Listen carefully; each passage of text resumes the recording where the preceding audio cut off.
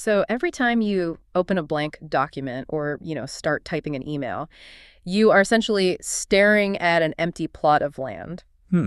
That's a great way to put it. Right. You aren't just conveying information or stringing a bunch of words together in a line. You are actually constructing a physical environment. Yes, exactly. You lay a foundation, you erect the walls, and you're basically asking the person reading your words to step inside that structure and trust that the roof isn't going to collapse on their head. Which is a lot of trust, honestly. It really is. And that fundamental shift in how we view communication, that is the entire premise of our deep dive today.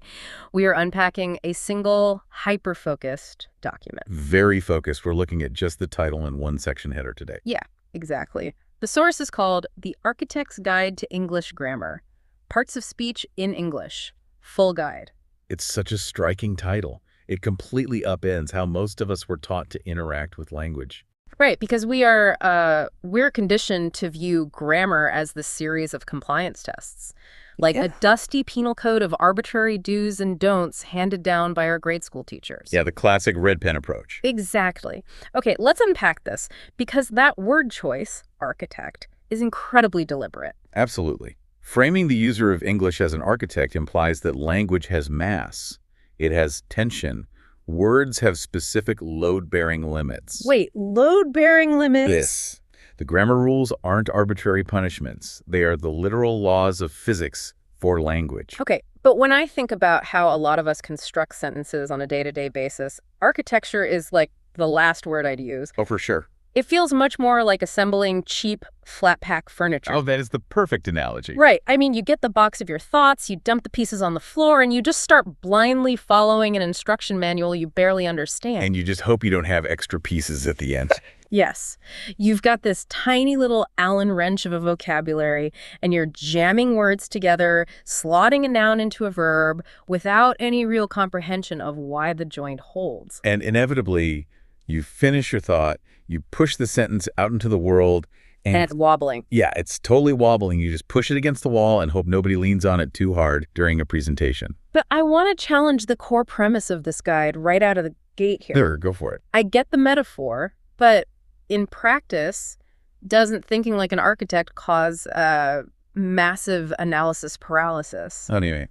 Well, if I am firing off a critical update to my team about a server outage, I cannot be sitting at my desk drafting blueprints and calculating the load-bearing capacity of my gerunds. Right, you just need to get the info out. Exactly. Doesn't this architectural framework overcomplicate something that should just be instinctual? What's fascinating here is that internalizing the architecture actually eliminates the paralysis. Really? How so? Well, think about a master builder. When they're on a job site, they aren't pulling out a physics textbook to calculate whether a thin piece of balsa wood can support a steel roof. Right, they just know. Exactly. They have internalized the mechanics of their materials to the point of instinct. They just look at it and know it will snap. Oh, okay. I see where you're going with this. When you study grammar through this lens, you aren't memorizing rules to recall in a panic. You are learning how forces, weight, and gravity interact in a sentence. So it becomes second nature. Precisely. Once you understand the underlying physics, drafting that quick update to your team becomes effortless because you intuitively feel when a sentence is structurally compromised. So wait, give me an example of a sentence snapping under its own weight. We talk about run-on sentences all the time, but usually just as, a punctuation error. Right, a stylistic mistake. Yeah. How does that translate to linguistic physics? Well, a run-on sentence is essentially a hallway that a builder kept extending without ever dropping a vertical support column. Oh, wow. That's a vivid image. If you keep bolting steel beams together horizontally without anchoring them to the ground with a period, the sheer weight of that cantilevered structure eventually exceeds the tensile strength of the joints. And the ceiling sags. Exactly. The reader, the person walking down that endlessly extending hallway, experiences actual cognitive fatigue. Because their brain is trying to hold up the weight of all those unanchored ideas. You got it. Yeah. Eventually, the structure collapses, and they have to go back to the beginning of the paragraph and start over. I've definitely had to do that with some corporate emails. We all have. Understanding grammar like an architect means you don't just put a period there because a style guide told you to. Right. You place the period because you recognize the structure has reached its maximum safe load, and you need a foundational pillar to hold the thought up. That completely reframes punctuation from like a speed bump into a foundational support. It changes everything. Okay, here's where it gets really interesting. If we take that a step further into the actual materials, the parts of speech mentioned in the source, how do the mechanics work? Well, this is where we move into the realm of dependency grammar. Dependency grammar. Okay. Mm-hmm. I assume anyone tackling this material already knows what a noun or a verb is, right? We don't need the grade school definitions. Right, no flashcards needed here. But if we are looking at them as building materials, how do they physically interact in a blueprint? Like, if sentences are buildings, then verbs are the steel beams, nouns are the bricks, and adjectives are the paint. That's a great starting point. If we connect this to the bigger picture, knowing your parts of speech structurally means knowing the exact load-bearing capacity of every word you deploy. Okay, break that down for me. Sure. So if we look at a sentence as a physical blueprint, what linguists call a syntax tree, the verbs are your primary steel beams. They dictate the entire shape of the room. Makes sense. Without a verb, nothing is happening. Right. But not all beams behave the same way. Consider the mechanical difference between an intransitive verb and a transitive verb. Okay, an intransitive verb is one that doesn't take an object, right? Exactly. An intransitive verb, like sleeps or arrives, is a self-supporting column. If you say, the foundation cracked, the verb cracked stands perfectly on its own. But a transitive verb needs something to connect to. Yes. Like if I say the engineer built, the sentence physically feels unfinished. It's hanging in midair. It is hanging in midair because a transitive verb is a connecting beam that carries structural tension. It actually requires an object to anchor it on the other side. So the engineer built the bridge. Exactly. The verb built is the steel beam transferring the kinetic energy from the subject, the engineer, to the object, the bridge. And if you leave the object out, the beam drops. The beam drops, the tension is lost, the sentence fails. Oh, that's wild. When the guide focuses so intently on parts of speech, it is demanding that you understand these unseen forces of tension and gravity pulling the words together. You wouldn't build a skyscraper entirely out of glass, just as you wouldn't build a sentence entirely out of adjectives. I'm guessing this also explains why so much corporate jargon and bloated writing feels so exhausting to read. Oh, 100%. Because if verbs and nouns are the steel and concrete, then adjectives and adverbs must be the paint and the decorative molding. Right, the finishing touches. And a lot of bad writing is just people slapping heavy coats of paint over rotting wood to hide the fact that they don't have a solid framework. Your theory is spot on. Cognitive load is physical weight for the reader's brain. Syllables take time to process. So every word adds weight. Exactly. When a writer uses a weak, hollow verb, say, the market is experiencing a really very significant downward trend, they have used an incredibly flimsy structural frame. The frame being is experiencing. Yes. It's weak. So to compensate for that weak core, they slap on heavy, decorative drywall, words like really, very significant, downward. You're hanging heavy ornaments on a frame that can't support them. Precisely the opposite of good engineering. Yeah. The sentence is bloated, but fragile. So what's the architectural fix for that? An architectural approach strips away the decorative drywall and replaces the hollow aluminum frame with a solid steel beam. Give me an example. Instead of is experiencing a really, very significant downward trend, you just write, the market plunged. Plunged. Wow. Yeah, it's a single massive piece of steel. Exactly. It takes up a fraction of the square footage on the page, but it has 10 times the structural integrity. And it creates a safe environment for the reader. They don't have to navigate through rooms cluttered with useless furniture. They just see the structure clearly. Exactly. What about the connective tissue of a sentence? If we were talking about engineering, we can't just stack steel and concrete on top of each other and expect it to hold. Right. Things would just fall over. There has to be mortar. There have to be welds. Those are your conjunctions and prepositions. And they are often the most overlooked materials on the job site. Conjunctions like and, but, or. Yes, those are your welding joints. And just like in metallurgy, there are different types of welds for different types of structural loads. Okay, I'm tracking. A coordinating conjunction, those words you just mentioned, and but, or, welds two equally weighted steel beams together.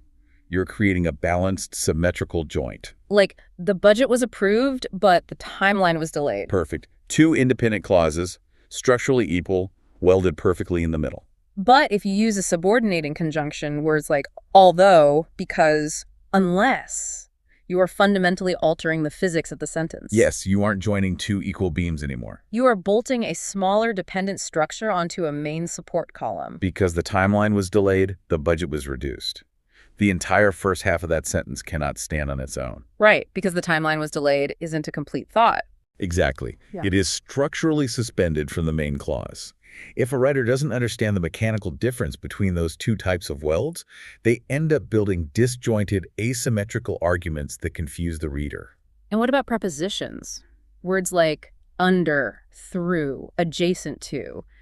In this blueprint, they have to be this spatial geometry, right? Yes, they define the vectors between the nouns. They map the physical distance and relationship between your concrete blocks. Like the report is on the desk. Right. On defines the structural relationship. But this is where amateur builders cause massive disaster. Oh, how so?